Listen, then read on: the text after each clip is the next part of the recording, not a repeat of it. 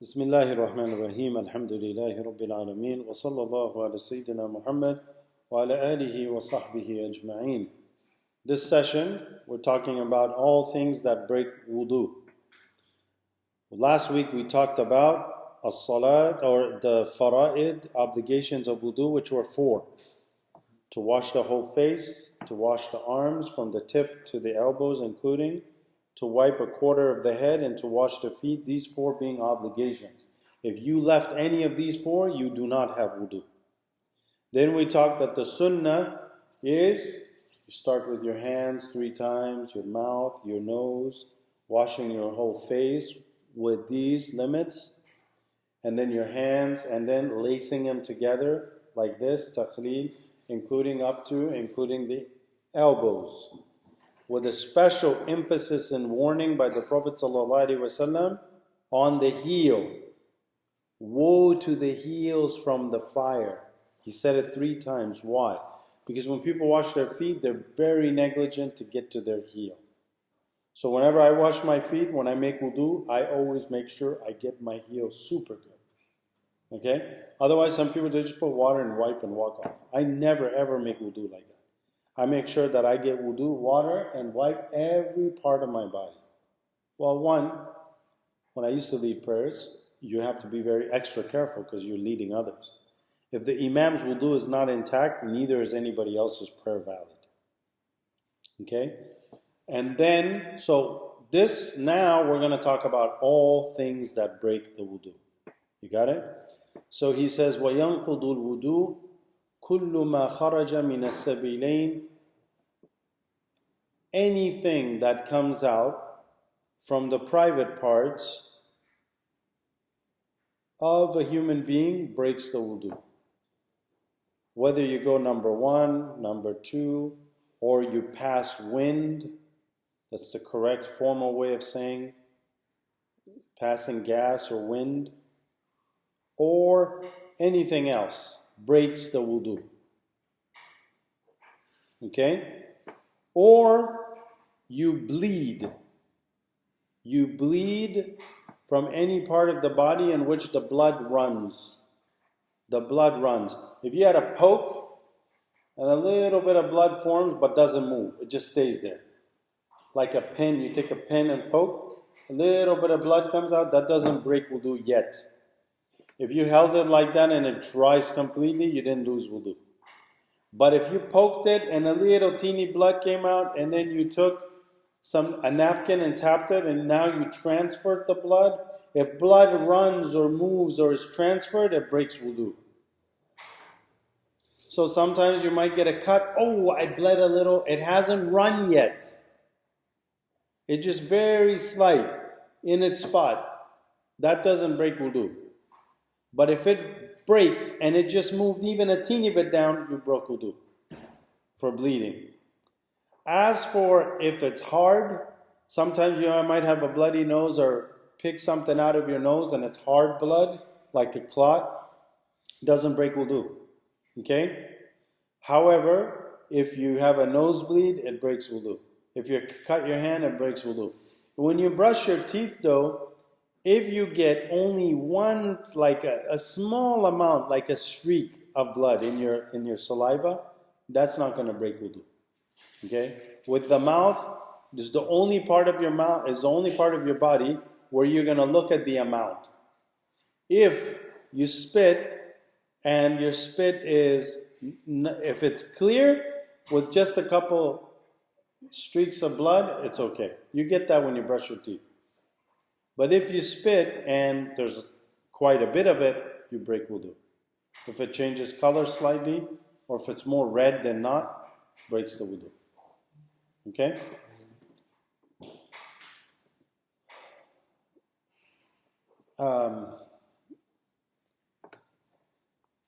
Or if you vomit when you throw up, also breaks wudu. If it was a very tiny amount, then it doesn't break wudu. Like just a slight amount comes up and it goes back down. Okay? Doesn't break wudu.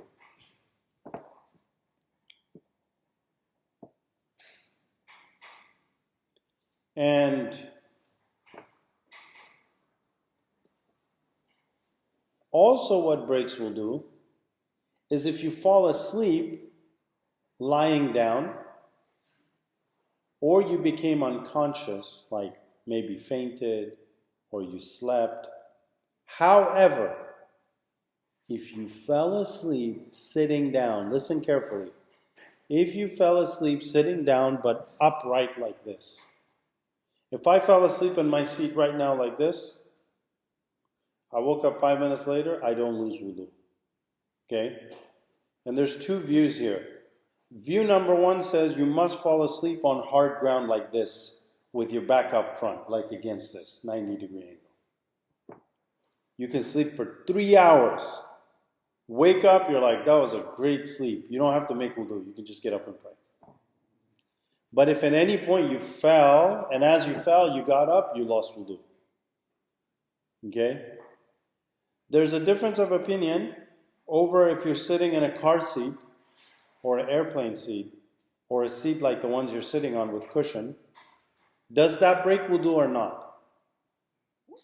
The strong opinion is it does not break wudu. Although some scholars said it might break wudu because you're not on hard ground, but that's a weak opinion. The strong opinion says that you do not break wudu. Now there's a couple of things I want to discuss with you guys. Number one, I'm teaching you the Hanafi school. It's important to know. Number two, when we discuss fiqh, Islamic law, there's always multiple opinions. Rarely is it one opinion. There's always going to be other opinions. It is always obligatory to follow the most strongest opinion. Unless you have a real need or concern, you need to take a lesser opinion. Okay?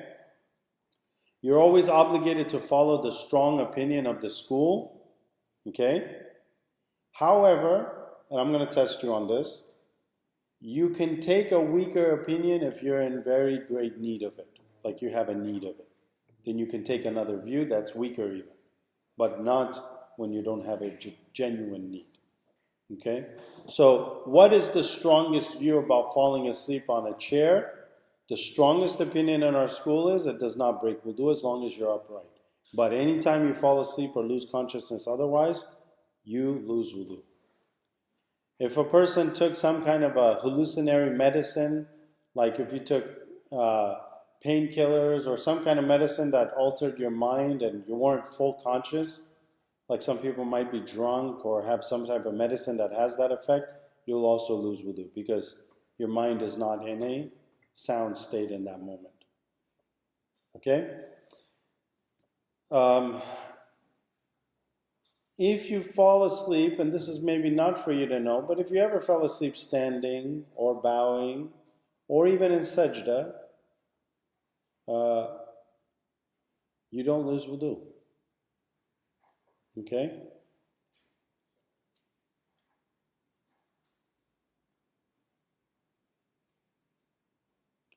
Because there's a hadith that لا wudu على من نام قاعدا أو قائما أو راكعا أو ساجدا إنما الوضوء على من نام مضطجعا. So wudu is only for a person who slept laying down, not for the one who was standing, sitting, prostrating, or bowing. I don't know how you would fall asleep in those positions, but I think the idea in Islamic law is, were you to pass wind or gas, you would be aware of it in those other positions. Okay? If a man and a woman touch hands, they would not break wudu. If a random stranger, man and woman, if they shook hands, they don't break wudu, as they do in a different school, but that's not our concern. In the Hanafi school, they will not lose wudu. Although it is not permissible for a man and a woman to shake hands. Right? The only man and women that can shake hands are husband and wife, daughter and father, or mother, aunt, grandma, niece of the man, right? Granddaughter of the man, sister, aunt, but not cousin.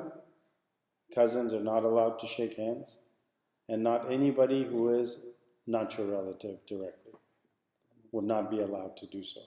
Unless there's a barrier. So if someone wanted to shake your hand and you couldn't cover, then you can put your hand out like this, and if they shook it, then it wouldn't be haram. What is not permissible? Skin to skin touch like that. Okay? I was just at a high school. Some kids wanted to laugh at that ruling. So I said it's the same in Judaism as well, Orthodox Judaism, and probably old Catholicism. They have all these things, but people don't want to follow it. Okay? Yes, it's hard, but so is life. You have to try your best. Don't initiate it. As you get older, you don't need to go up to somebody, "Hi, how are you? I'm so-and-so." Put your hand out first. Wouldn't be right. If they put their hand out first, well, then it's less of a sin on you because you didn't instigate it. And a good way to get out of it as you get older is, before they even say hi to you, put your hand on your heart, say, "Hi, how are you? I'm so-and-so." They'll already get an indication you don't want to shake hands. One of my teachers used to say, you can even say, "I'm not feeling well." Then they definitely don't want to touch your hand. Right? Try your best. The reason I tell you this now is because no one will tell you this later. So I'm telling you just so you know. And then you do with it what you are going to do with it. Inshallah, you'll do the right thing. And when you are making wudu, your own hand is considered part of your body. So if you're washing yourself or showering, ghusl, any of those things, you don't lose wudu by touching any part of your body. You only lose wudu if something comes out of your body in the Hanafi school. Okay? So that's inshallah pretty clear. The next section we're going to talk about is al-ghusl. And really briefly, we're going to talk about ghusl. Ghusl, full ghusl, is when you need to take an Islamic shower. Okay? Islamic shower. When do we take a full shower? In particular, it is recommended on the day of Friday. And there's a difference of opinion between the scholars. Is the bath or ghusl or shower on Fridays for Friday day, or is it for Friday Salat Jummah? Which one is it? So there's two opinions. If you make ghusl for Friday because it's Friday prayer, so let me give you an example. Sisters, you guys can take ghusl on Friday, which is Thursday night. You could take a shower Thursday night, American, and make an intention. I'm making this shower because it's Friday. The night is before the day in Islam. I'm making my shower, my ghusl for Friday day, so I get the reward. Because Friday is a holy, sacred day for us. It's a sacred day. So you give that shower, and you're not going to go to Friday prayer, right? So you're good. You'll get a lot of reward. But if you are going to Friday prayer, brothers in particular, then you need to take your shower and then keep your wudu to get the full reward. So you take a shower like at 12 o'clock, 12:30, right before Jummah. And then you make an intention, Ya Allah, I'm making this ghusl, this shower, for Salat al-Jummah, for Jummah prayer. If the person loses wudu, he's not going to get the reward of a ghusl for Friday prayer. He has to take another shower and go to Jummah prayer if he wants the full reward. So in other words, once you take a full shower, go straight to Friday prayer, don't lose your wudu in between. Same for sisters. If you want to do it for the salat, then fine. You do it for salat, you go straight for Jummah prayer.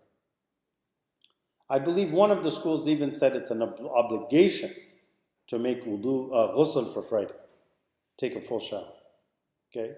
In our school, we do not say it's wajib, but it is a highly emphasized sunnah to do so. Alhamdulillah, I shower every Friday. And I did so today as well. But I shower every Friday because it's Friday, it's Jummah. It's the one day you should shower. Not for any reason other than it's a great, sacred, tremendous day we should have respect for. So you should shower. Right? So if your parents make you shower once a week, choose Friday. And if you don't go to Friday prayer, do it right after you come home from school. Maybe before my class. Okay? So, while you take the shower, and you have to take a shower because it requires you in Islamic law at times to do so, then what are the obligations? That's what we're going to do today. Obligations of ghusl are 3. I want you to repeat after me. Obligations of ghusl are 3. Go ahead. 3. So you need to write these down. Okay, let me tell you how important what I'm teaching you is. Some of the scholars say when Allah offered the trust, listen, when Allah offered the trust to humanity and they could not bear the trust, one opinion was this trust was about ghusl, showering. Why? If you're obligated to take a shower because you're not pure and you don't do it right, then your prayer doesn't count, your worship doesn't count. You will meet Allah subhanahu wa ta'ala on the Day of Judgment with none of your prayers ever done. You're going to be in big trouble. What is the door to understanding that correctly? How to make ghusl correctly. How to make ghusl correctly. How to do Jummah, the shower correctly. So there are 3 obligations. Obligation number 1, that you wash your entire mouth. That means if there's things in between your teeth, you need to wash it. Wash it. Number 2, you need to, and by that I mean the entire mouth, like gargle water, okay? Gargle water, make sure you brush it. Don't let anything be stuck in between your teeth. Number 2, you take water into your nose, up to the soft bone right here. So you just sniff up a teeny bit of water that it gets inside of your nose. You can use your finger and make sure you clear it. You can't just take a shower, come out without washing your nose. Your ghusl is not done. If you came out of the shower, you're like, oh my God, I forgot my nose. You don't need to go take a shower again. You go in the sink and you do your nose. Even if it's an hour later, even if you remembered it 1 hour, 5 hours later, oh, I forgot my nose. 5 hours later, you go do your nose. Got it? So your mouth, your nose, and then the third fard, washing your entire body, every hair of it completely, getting it wet and washed for ghusl. Got it? If girls have braids, you do not need to take apart the braid. If you have like a very tough braid, you need to get the scalp wet and then the braid just squeeze water like that. Okay? Get water all into your scalp, that you need to get wet, but then the braids, you just squeeze it. If a man had braids, he can't do that. He has to take it apart. Okay? Make sure, because every part of your hair is also part of you. So if there's parts of the hair, so some people, they get dyes in their hair. If it's a temporary dye, it is not permissible and ghusl will not be valid. A temporary dye on your hair. A temporary dye means it does not allow water to penetrate. It's not part of your hair. A ghusl would not be done. So if you ever dye your hair, for girls, you need to get a permanent dye, whatever color it is. Otherwise, ghusl would not be valid. Okay? If you're wearing nail polish, taking a shower, your shower is invalid, not done. You need to remove every speck, not inch, every speck of nail polish needs to be removed. Now, the tricky, listen up and look at me. If you got earrings, you need to move those earrings around with water in it so it can get in there. If you didn't do that, then water might have not gone in the hole. The hole in between is wajib to wash it. Water needs to get in there. So all you do is just move the earring back and forth a couple times, that's it. If one is wearing a ring in the shower, at least move it around to get it wet and then move it back. If you are doing that. Hold on a minute. You got that? Those are the 3 fard of ghusl. Next week, inshallah, as I told you guys, no more than 15-20 minutes for fiqh. Next week, we're going to talk about the exact full sunnah format of how to make ghusl. Next week, inshallah. وصلى الله على سيدنا محمد وعلى آله وصحبه وسلم.